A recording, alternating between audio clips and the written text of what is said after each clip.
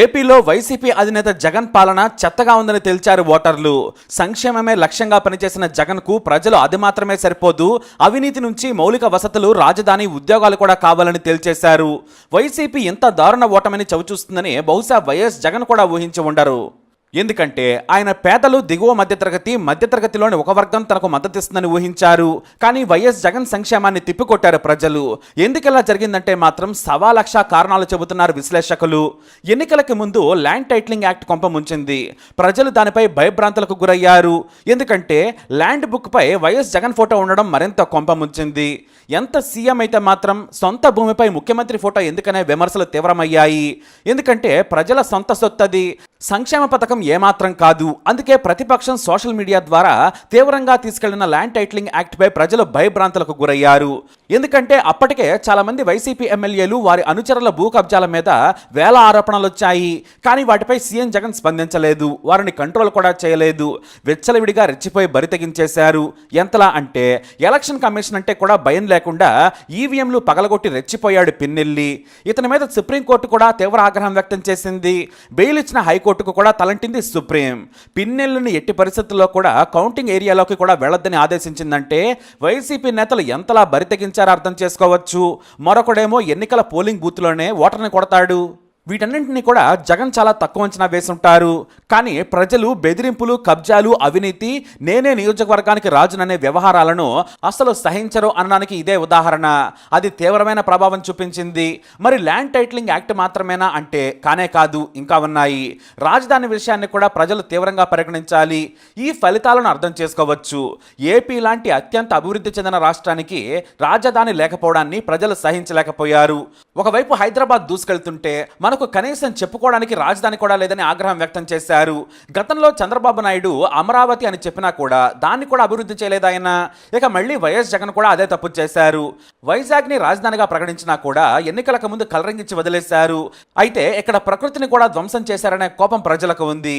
YCP నేతల కబ్జాలు కూడా ఆగ్రహానికి గురయ్యాయి.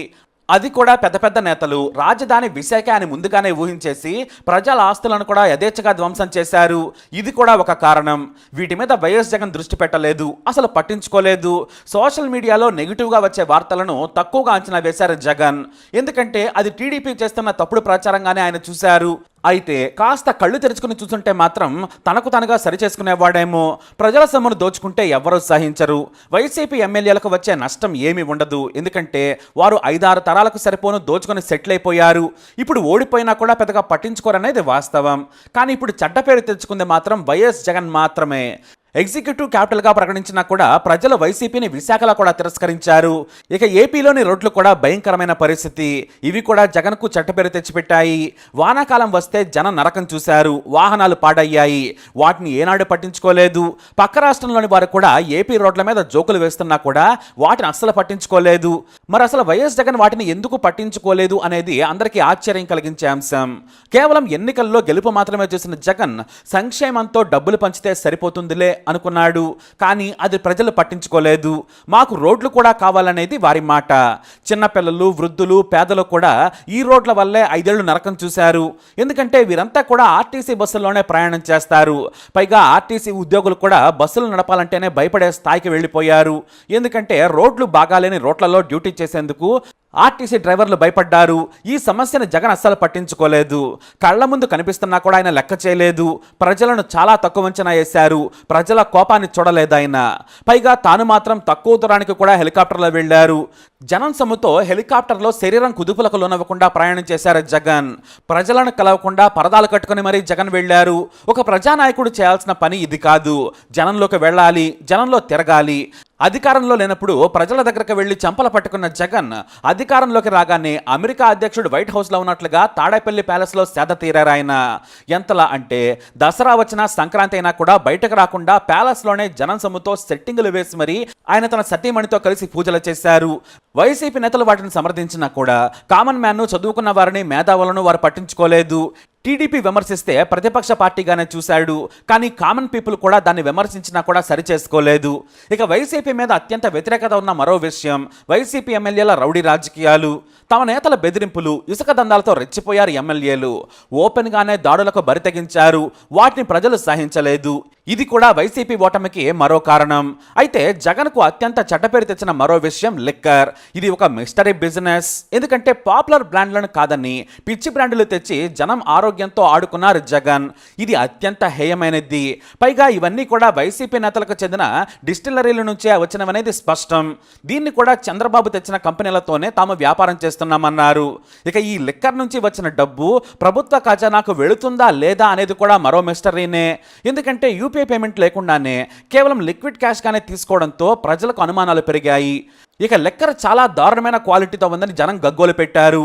కానీ మీరు తాగకూడదు అనే మేము పనికిమాలిన బ్రాండ్లను కూడా మీకు భారీ రేటుకు అమ్ముతున్నామని పనికిమాలిన లాజిక్ చెప్పిన నేతలను ప్రజలు తిరస్కరించేశారు. సోషల్ మీడియాలో మందు తాగేవారు ఆ లెక్కలను తిడుతున్నా కూడా ఎవరూ పట్టించుకోలేదు.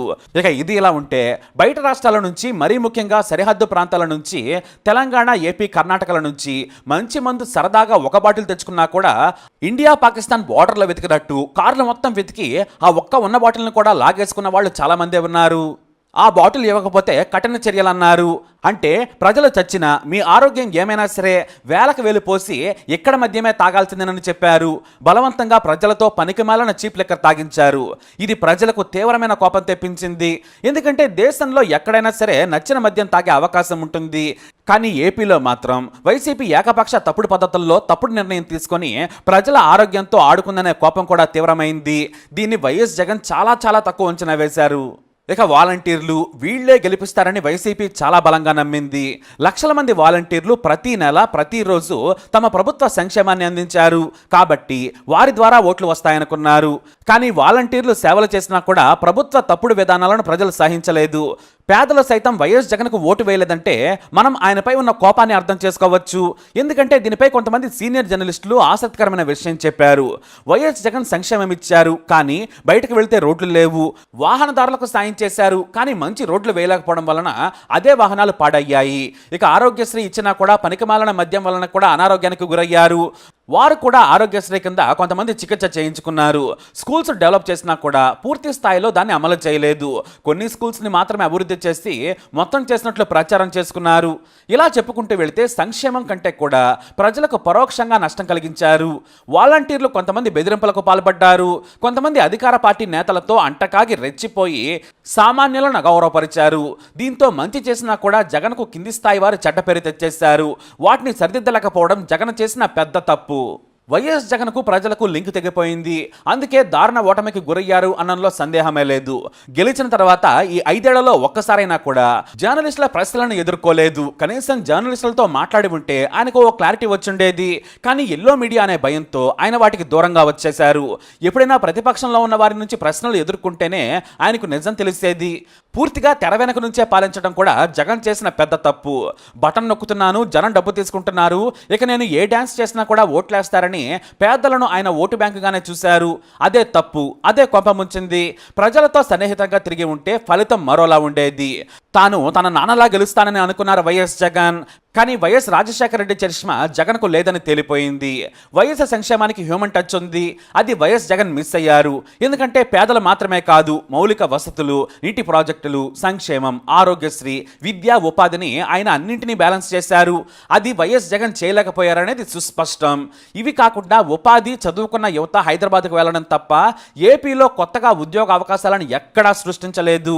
ఐటీలో ప్రపంచం దూసుకెళ్తుంటే ఏపీ అసలు సీన్లోనే లేదు.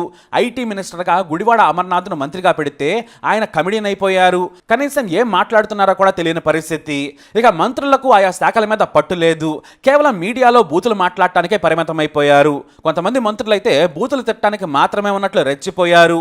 నేతలు కూడా బూతులు తిడుతూ ఏపీ స్థాయిని దిగజార్చేశారు. రోజా, కొడాలి నాని, పేది నాని, పెద్దిరెడ్డి వీరంతా కూడా స్థాయిని మరిచి మీడియాలో మాట్లాడిన మాటలు కూడా జనాలకు కంపరం కలిగించేస్తాయి.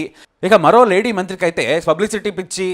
చివరిగా కర్ణుడికి కోటి శాపాలన్నట్లు జగన్ ఓటమికి శతకోటి కారణాలయ్యాయి. ప్రజలిచ్చిన గొప్ప అవకాశాన్ని చేజేతులా నాశనం చేసుకున్నారు జగన్. కానీ ఒకటి మాత్రం నిజం, జగన్ ఎప్పటికీ వైఎస్ కాలేరనేది నేటి ఎన్నికలతో తేలిపోయింది. మా నాయకుడు వైఎస్ను మించి చేశాడని కాకాలు బాకాలు ఊదారు.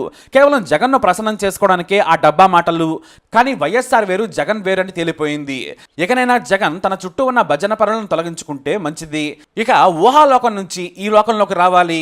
ప్రజలతో సంబంధం లేకుంటే అంతే సంగతులు. వృద్ధాప్యంలో ఉన్నా కూడా చంద్రబాబు నాయుడు కసిగా చేసిన పోరాటం కూడా వైఎస్ జగన్ ఓటమిలో కీలక పాత్ర పోషించింది. బాబు వస్తే మంచి రాజధాని, ఉద్యోగాలు, నాణ్యమైన విద్యుత్తు, మంచి రోడ్లు వస్తాయనే ఆశతో ఉన్నారు ఏపీ ప్రజలు. బాబును బలంగా నమ్మారంతే. అయితే వైఎస్ జగన్ బాబులా గెలవాలంటే మాత్రం ఎంతో తపించి పోరాడితే తప్ప జరగదు. ఎంత తప్పులు సరిదిద్దుకున్నా కూడా బాబు ఫిగర్ని దాటం చాలా కష్టం.